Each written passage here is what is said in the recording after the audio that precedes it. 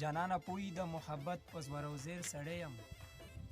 جانانه پوی د محبت په زور او زیر سړی یم مینه مې کړې ده په مینه کې ماهر سړی یم په چل د مینې د پوهېږم رقیبه پوی شه په چل د مینې د پوهېږم رقیبه پوی شه دا چې څه نه ویمه خدای کو چې صابر سړی یم د هر سړي د نظر خپله تله خپله خوښه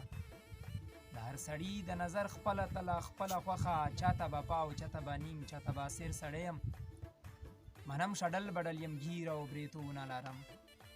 منم شډل بډل یم ګیر او بریتونه لرم خو سپک نظر به راته نه کړې مفکر سړی یم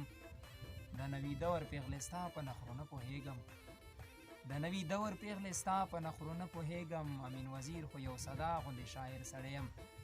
د وزیرستان غږ خوږې لیدونکي او کتونکي زه د توسې ملګری امین وزیر د یوې نوې خپرونې سره د توسې په درونه خدمت چې حاضر شوی دا وخت میږ د شمالي وزیرستان او شمالي وزیرستان چې موجودی دیله سره میش سره دا وخت یو تکړه شاعر چې توسې وی وخت په وخت د هنرمندونې د ژبې نه د هنرمندونې په اوزینه سره د کلامینه توسې اورېدلی وي او د یخ شاعر نوم دی ایاز وزیر صاحب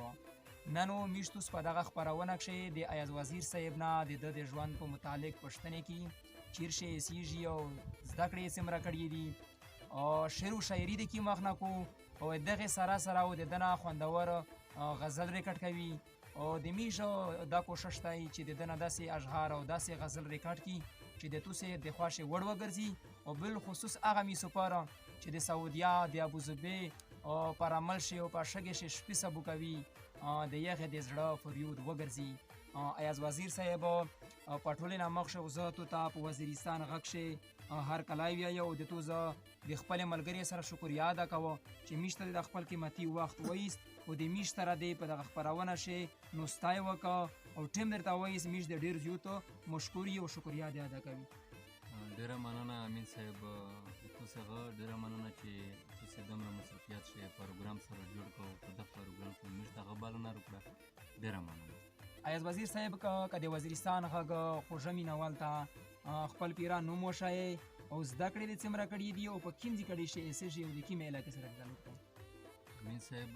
د مو نوم ایاز وزیر دی یاز الدین مې هغه نوم دی او مشهور په ایاز باندې یم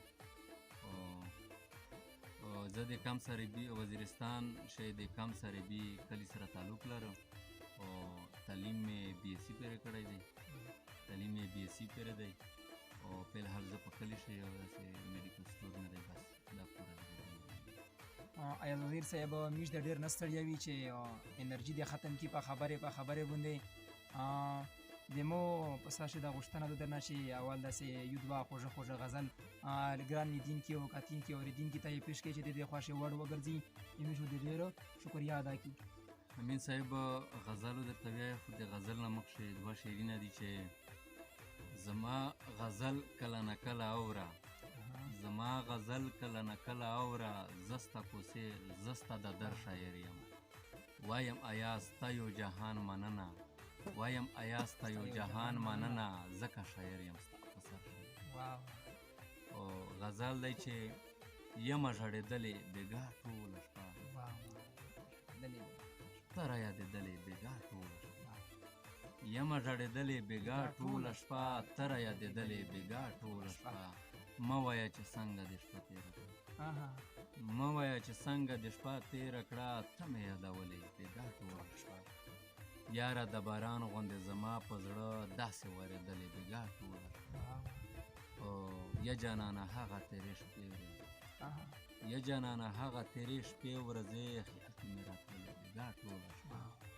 او ستا د مخ تصویر ته ستا ایاز وزیر ستا د مخ تصویر ته ستا ایاز وزیر سترګې غړولې بېګا ټوله خلاص چې ستا تصویرونه مې کتل ژړل مې ستا تصویرونه مې کتل ژړل مې بېګا مې بار بار خپلول ژړل مې د یار کوڅې ته په خندا تللی وم د یار کوڅې نه چې راتلل ژړل مې او ستا په کوڅه چې تېرېدمه کله ستا په کوڅه چې تېرېدمه کله د لیواني په شان خندل ژړل مې او چې د غمزولې درته ټولې راغلې چې جوړوو یې ستا وربل ژړل مې چې چې د غمزولې درته ټولې راغلې چې جوړوو یې ستا وربل ژړل مې سله پوښتې د جدایۍ وختونه سله پوښتې د جدایۍ وختونه سلګۍ سلګۍ ومه ژړل ژړل مې او ویل مې چې نه کړم د جانان نه ګیلې ویل مې چې نه کړم د جانان نه ګیلې دا مې په ځان کړي دي خپل ژړل مې دا مې په ځان کړي دي خپل ژړل مې او موږ ته یې دو چې وایم ایاز چې ورته ښه وژاړه وایم ایاز چې ورته ښه وژاړه ما چې لیکلو دا غزل ژړل ما چې لیکلو دا غزل ژړل مه کوه کیسې د خپل صنم چاته مه کوه کیسې د خپل صنم چاته مه ښیه د خپل صنم ستم چاته ښکلي جانان ما ته چې راکړی دی چا به وي ورکړی دومره غم چاته او تا خو کړو جانانه بل جانان پیدا زه به اوس جانان جانان ووایم چاته اوښکې مې په مخ باندې روانې شي تېر وختونه زه چې یادوم چاته اوس په هغه لاره باندې نه ورځم اوس په هغه لاره باندې نه ورځم زه به چې په کومه لار ورتلم چاته زه ایاز پاګل یا لیونی به یم زه ایاز پاګل یا لیونی به یم بیا چې د یارۍ لاس ورکوم د وزیرستان غږ خوږې مینهوالې لیدونکي او کتونکي د مو امید دی چې د نن د میږ موته ګډه خپرونه و د تاسو د خوښې وړ وګرځي او د مو امید دی چې دا خپرونه او تاسو کتلې وي او د تاسو خوښې د وړ وګرځېدلې چې بله خپرونه تاسو ته راوړي تر یو وخت پورې خپل کوربه او خپل ملګري امین وزیر ته ورکړي اجازات د خدای امان